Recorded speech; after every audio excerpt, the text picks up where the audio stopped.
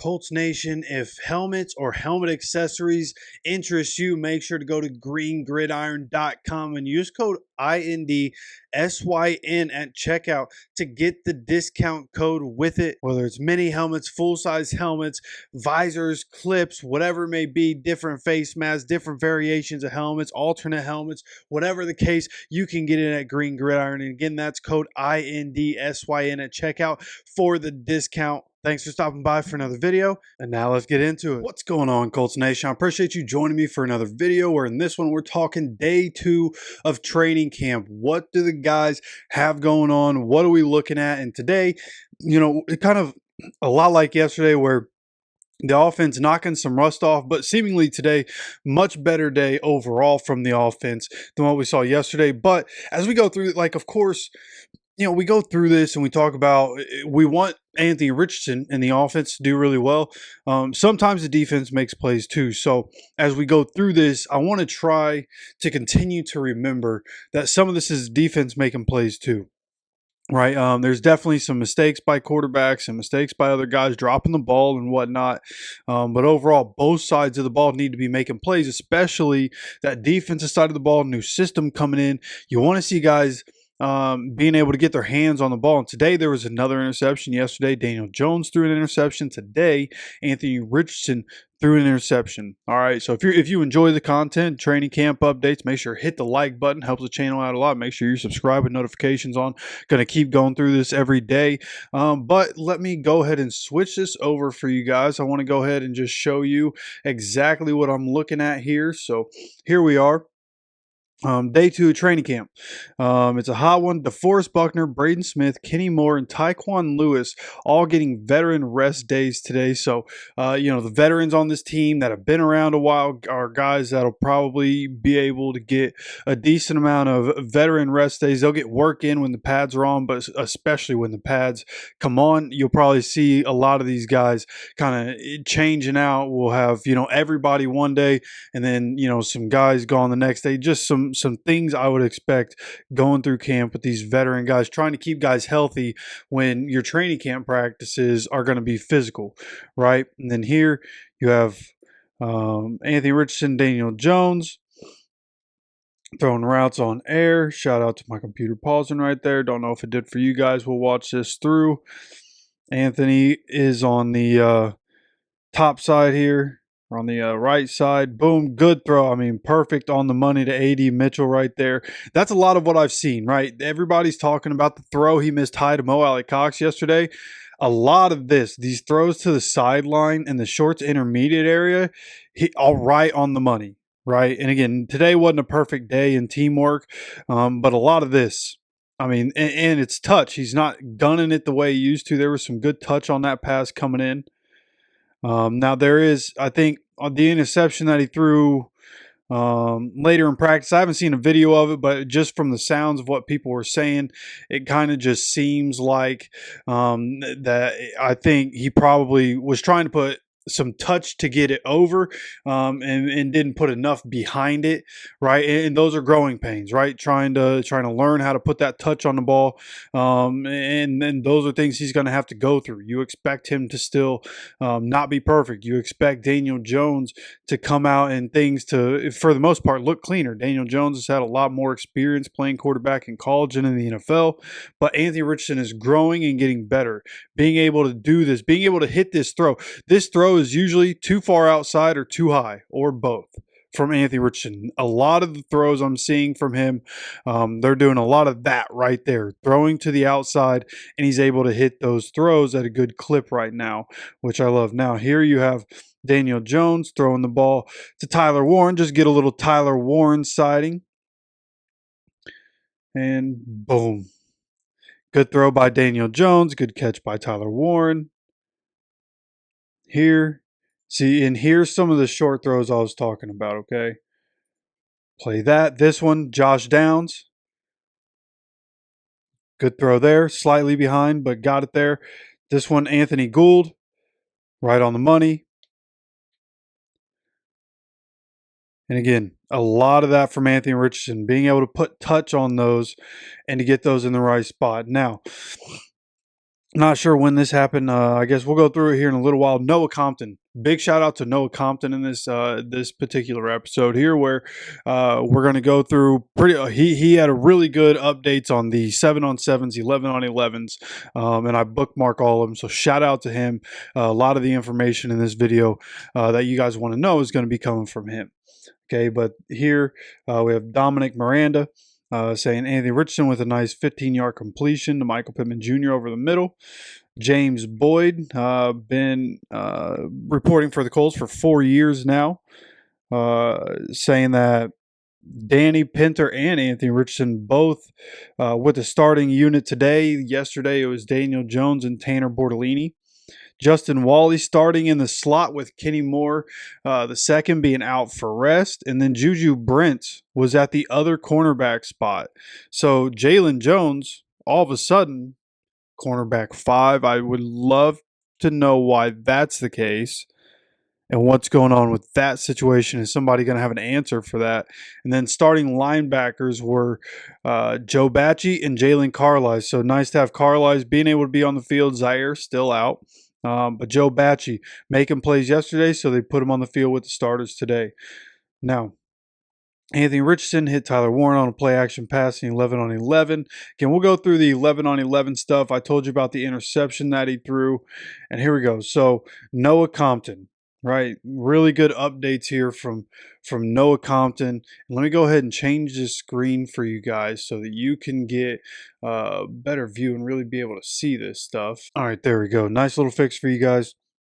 So here we have Anthony Richardson and company look solid in the first team 7-on-7 period, going 4 for 5 through the air. And the way it went was a quick out to Josh Downs with Ward in coverage, Tarvarius Ward, a quick hitch to Tyler Warren, a slant to Alec Pierce, high but complete, good catch by Alec Pierce. Last resort drag down to Downs, and middle of the field to Treadwell, and Treadwell dropped it. So overall, probably should have been 5 for 5. Treadwell drops one, ends up 4 for 5 in 7-on-7 periods, which of course is just receivers and coverage.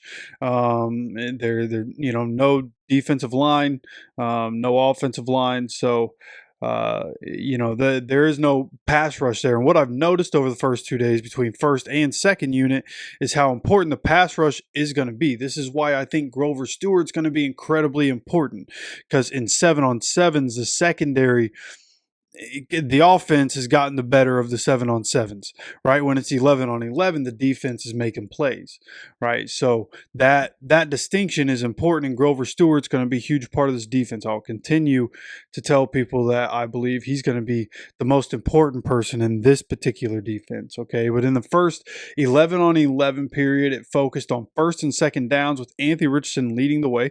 He was strong through the air to start. That is what Noah Compton said, and the way it went was he hit JT in the flats, fit one in to Michael Pittman Jr. near the sideline, and had a difficult 15 to 20 yard throw on the run, which was incomplete after it was bobbled. And then for the second team, Jones had a short completion to A.D. Mitchell. They had false start. He thinks it was Blake Freeland, but couldn't tell. And then an incomplete pass on an in-breaking route to Ashton Doolin. And then here, another update as 7-on-7s continued for Daniel Jones and the second team. They start firing back, going 3 for 3 after the incompletion to Doolin. He had a big chunk gain on a wheel connection to Jelani Woods, an out route to Ashton Doolin, who tiptoed on the sideline, and then middle of the field in route connection to Jelani Woods again. So Jelani Woods making some plays on the second team. That's good. Daniel Jones being able to find the big tight end. And then an 11-on-11 period with Daniel Jones with the first team this time, and AR with the second team, RPO centric. And the way this breaks down is for Jones, it was a completion to Downs. JT run was stuffed. Tyler Goodson finds a crease.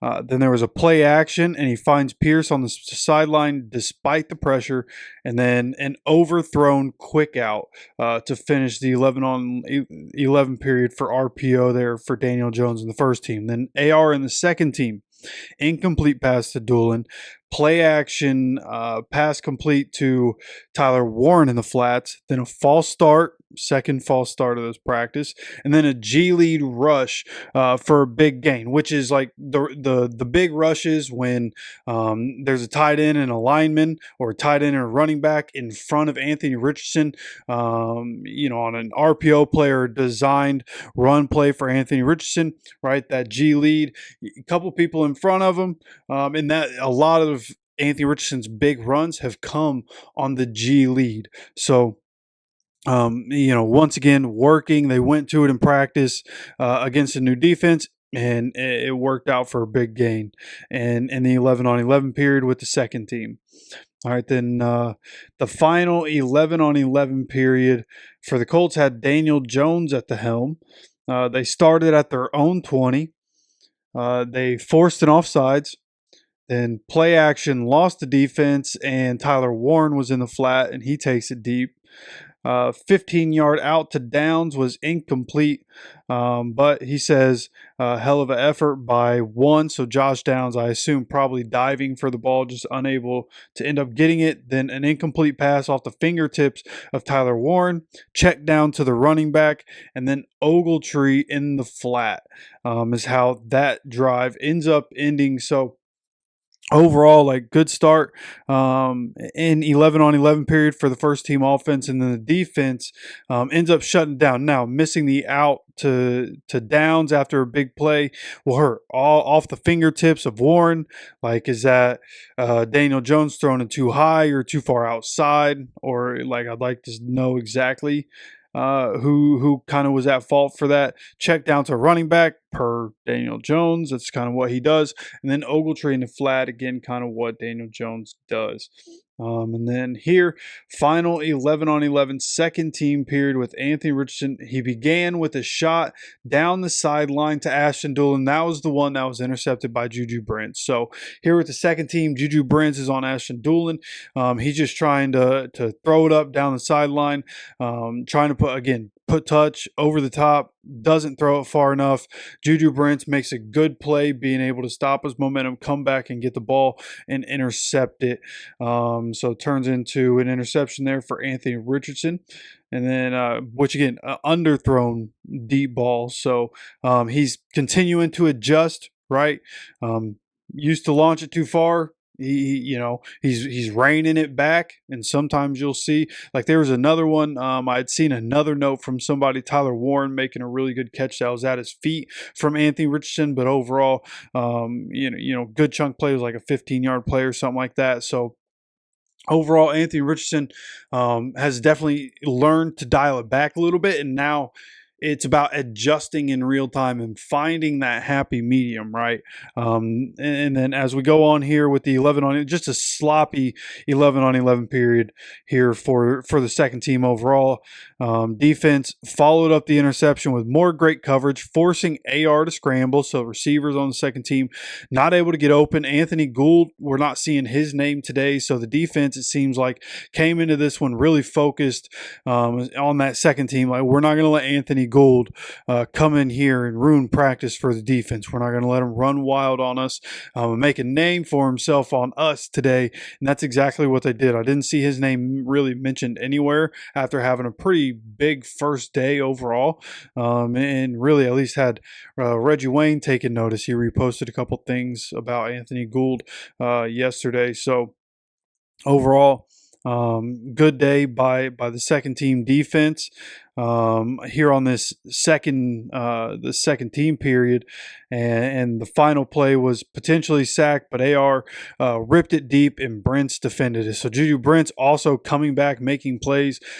I will continue to say, like, as long as Juju Brents is able to be on the field, he's a really physical corner.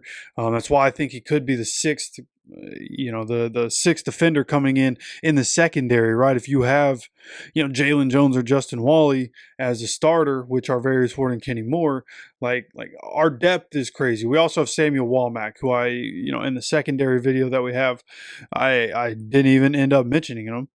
Not even on purpose. It was just like, we have everybody we need. And thinking about the sixth corner being Samuel Womack is a great thought. So overall, defense winning training camp early, I would say, but the offense much better second day for the offense as a whole. Surely not perfect, but again, just because things aren't perfect for the offense doesn't mean it's bad. Like, the defense is making plays. Juju Brents was out there making plays. Yesterday, it was Joe Bacci out there making plays, and Kenny Moore got a one-hand interception. Charvarius Ward was good in coverage yesterday. Like, this defense is expected to be difficult to operate against. Our offense has to get better, and if they can operate well against this defense, find a way to get in their rhythm against the multiple looks that Lou Anarumo is going to throw out in practice, they're going to be able to go into every single week game planning for any team, any way, and they're going to be able to have success. So as we continue to go, again, from day one to day two, improvements, right? Knocking the rust off was a good thing that I heard somebody say. Yeah, that I think it might have been even Shane talking about, hey, we got to. Day one, it was sloppy. We have to knock the rust off. We have to come back tomorrow and be better, and they were. So continuing to go forward, going to continue to just look and pay attention and make sure that things are getting better as we go. Right. And I'm going to continue to let you guys know and update you guys on these things as soon as I possibly can. Hoping to also be able to have a video for you guys tomorrow before I have to go do the day job. And then Saturday, it'll be a little later in the afternoon when I get home from the day job, when I have an update for you on Saturday's practice, and then Sunday will be an off day. No practice for the Colts, but we'll probably do something or have some sort of content. There's also other content that I'm working on and coming out with. So plenty of stuff coming. If you enjoy the content, make sure to hit the like button. Make sure to subscribe with notifications on so you get notified anytime we drop any content on this channel. Of course, I appreciate you stopping by for another video. And as always, take care of yourself, take care of each other, and go Colts.